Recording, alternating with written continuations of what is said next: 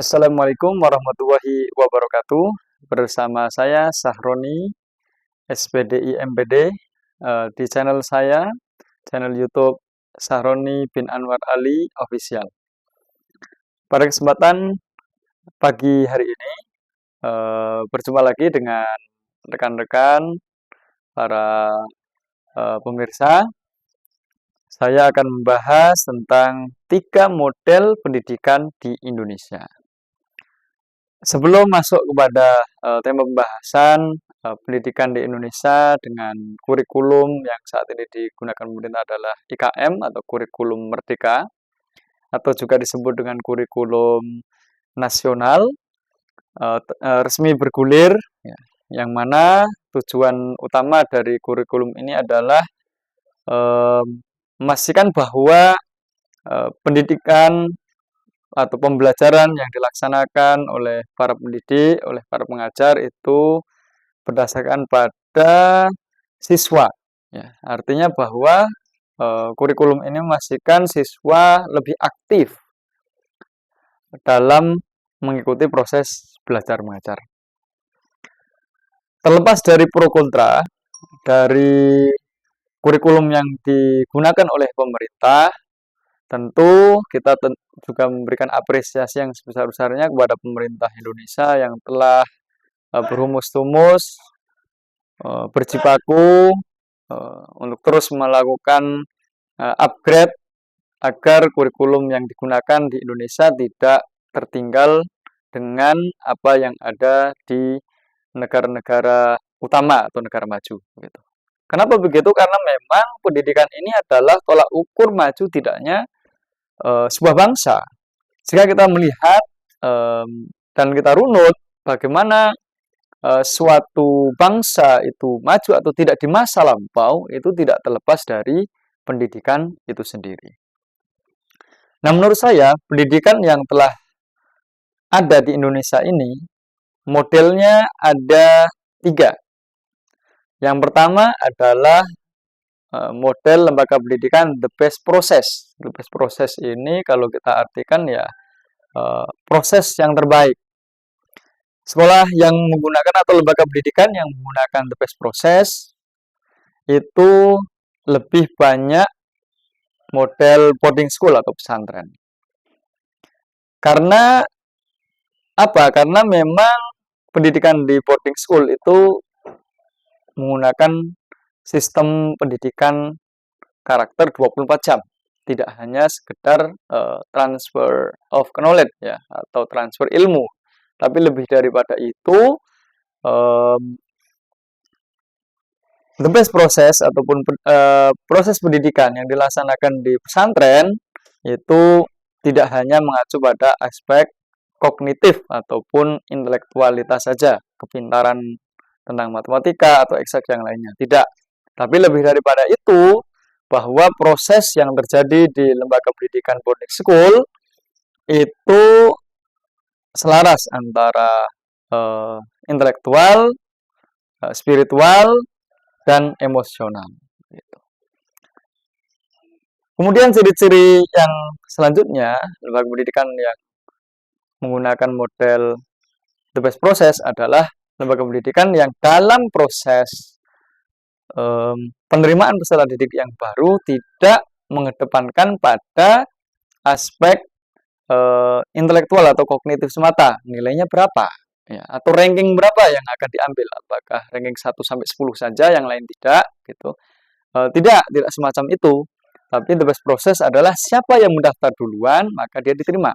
Seumpamanya sebuah lembaga pendidikan A di kota A itu membuka kuota sekitar 120 siswa dan siswi. Maka ketika sudah terpenuhi sistem PPDB-nya atau program PPDB-nya, penerimaan peserta didik yang baru resmi ditutup. Banyak tantangan di sana ya. Lembaga pendidikan yang menggunakan sistem atau model the best process itu memang lebih capek. Karena tidak hanya sekedar mengandalkan kepintaran anak, tapi bagaimana emosionalnya, bagaimana spiritualnya, bagaimana intelektual atau kognitifnya itu berjalan seiringan. Sehingga harapannya akan menjadi siswa-siswi yang bukan hanya berprestasi dari sisi duniawi tapi juga ukhrawi gitu. Yang kedua, sistem pendidikan atau model pendidikan di Indonesia adalah the best input. Nah, the best input ini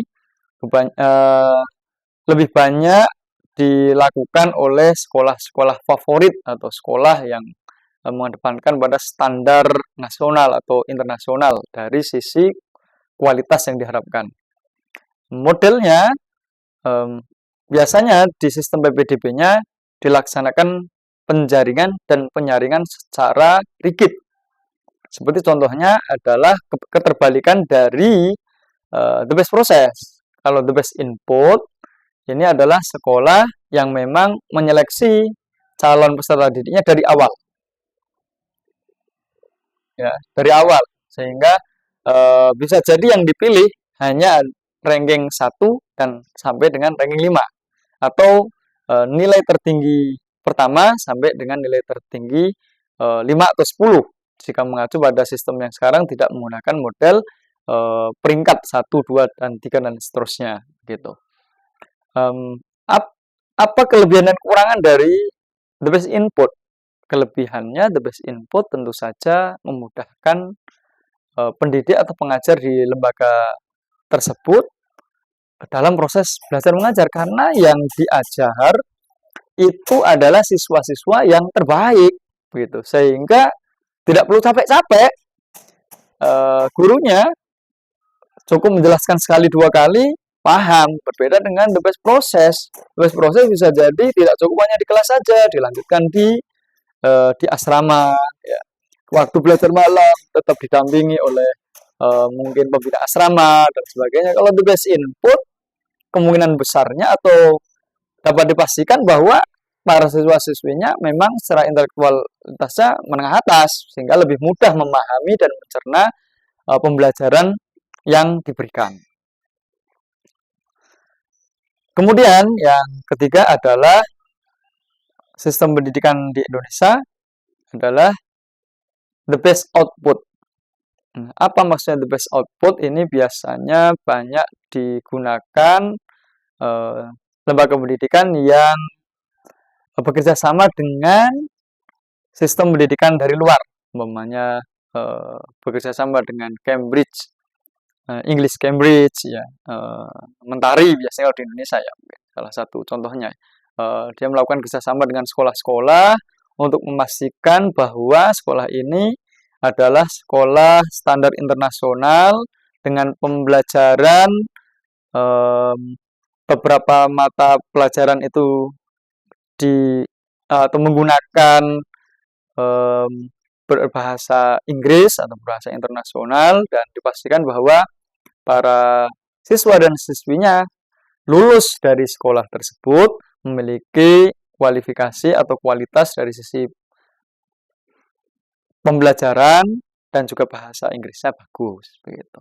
Sehingga nanti ketika lulus dia dapat peluang lebih besar untuk melanjutkan ke perguruan tinggi bukan hanya nasional yang paling favorit ya, tapi juga internasional di Eropa dan lain sebagainya.